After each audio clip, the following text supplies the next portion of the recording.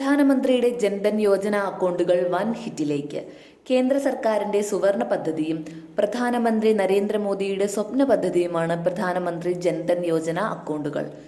ഇന്ത്യയിലെ എല്ലാ കുടുംബങ്ങളെയും ബാങ്കുമായി ബന്ധിപ്പിക്കുക എന്ന ലക്ഷ്യത്തോടെ ആരംഭിച്ച പദ്ധതിയാണിത്.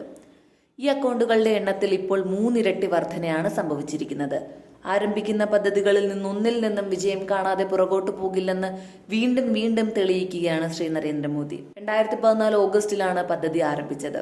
അന്നുവരെ ജനസംഖ്യയുടെ 68% പേർക്കും ബാങ്കിംഗ് സൗകര്യം ലഭ്യമല്ലാതിരുന്ന ഈ രാജ്യത്ത് ജൻധൻ അക്കൗണ്ടുകൾ വലിയ ഒരു മാറ്റത്തിലേക്കായിരുന്നു തുടക്കമിട്ടത്.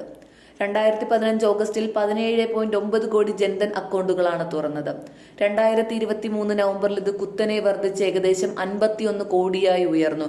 കൃത്യമായി പറഞ്ഞാൽ ഈ നവംബറിൽ 51.04 കോടി അക്കൗണ്ടുകളാണ് തുറന്നത്. എക്കാലവും മോദിയെയും മോദിയുടെ ദർശനങ്ങളെയും വിമർശിച്ചിരുന്നവരുടെയും പരിഹസിച്ചിരുന്നവരുടെയും മുഖത്തേറ്റ പ്രഹരമായിരുന്നു ജൻധൻ യോജന അക്കൗണ്ടുകളുടെ എണ്ണത്തിലെ ഈ വർധന.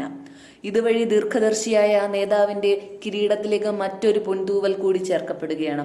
ഇതിൽ 28.29 കോടി അക്കൗണ്ടുകൾ സ്ത്രീകളുടെ പേരിലാണ്. ഗ്രാമീണ അർദ്ധ നഗര മേഖലകളിലായി 34.04 കോടി അക്കൗണ്ടുകൾ ആരംഭിച്ചു. ഇന്ത്യ കൊറോണയിൽ വിറച്ച് ലോക്ക്ഡൌണിൽ പെട്ടിരിക്കുമ്പോൾ ആശ്വാസമായി ജൻധൻ അക്കൗണ്ട് വഴി മാത്രമാണ് ഉപഭോക്താക്കളിലേക്ക് നേരിട്ടുള്ള ആനുകൂല്യങ്ങൾ എത്തിയത്. 20 കോടി സ്ത്രീകളുടെ അക്കൗണ്ടിലേക്ക് 10 ദിവസത്തിനകം തന്നെ പ്രതിമാസം 500 രൂപ ഡയറക്റ്റ് ബെനിഫിറ്റ് ട്രാൻസ്ഫർ വഴി അയച്ചു തുടങ്ങി.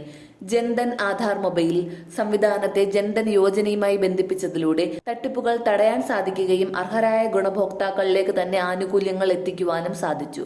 32 ലക്ഷം കോടിയിലധികം രൂപയാണ് അക്കൗണ്ടുകളിലേക്ക് DBT വഴി ട്രാൻസ്ഫർ ചെയ്തത്. ഗുണഭോക്താക്കളെ സാമ്പത്തികമായി ശക്തരാക്കുവാൻ ഈ നടപടി വളരെയധികം സഹായകമായി. കേന്ദ്ര സർക്കാരിന് DBTയിലൂടെ 2.73 ലക്ഷം കോടി രൂപ ലാഭിക്കാനായി. ബാലൻസ് ഒന്നും നിർബന്ധമാക്കാതിരുന്നിട്ട് കൂടി 2015 ഓഗസ്റ്റിൽ 22,901 കോടി രൂപ അക്കൗണ്ടുകളിൽ നിക്ഷേപിച്ചപ്പോൾ ഈ കണക്ക് 2.09 ലക്ഷം കോടി രൂപയ്ക്ക് മുകളിലെത്തി.